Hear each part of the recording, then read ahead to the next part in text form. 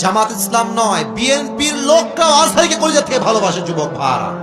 ওই যে যশোরের মাহফিল, আওয়ামী লীগও ছিল, বিএনপিও ছিল, যুবকও ছিল, মায়েরাও ছিল, বোনেরাও ছিল। অতএব আমাদের ভালোবাসা দলের জন্য নয়, জামাতের জন্য নয়, কোন ব্যক্তির জন্য নয়। আমাদের ভালোবাসা একমাত্র কোরআনের ভালোবাসা, একমাত্র আল্লাহর জন্য ভালোবাসা। এটা আচ্ছা, যেই দলগুলো এভাবে আজহারীকে কটাক্ষ করছেন, এই যে 20 লাখ মানুষের সামনে কটাক্ষ করলেন, ওখানে কি সবাই আজহারীর ভক্ত না? তো আপনি যে গালিটা দিলেন, যার বুকে আপনি আঘাত দিলেন, আচ্ছা ভাবেন যে আজহারী সাহেবকে আমি ভালোবাসি, কথার কথা, তো আমার ভালোবাসার মানুষকে যে গালি দিবে, আমি কি তাকে আর ভোট দিব নাকি? কথা বলেন, ভোট দিব নাকি?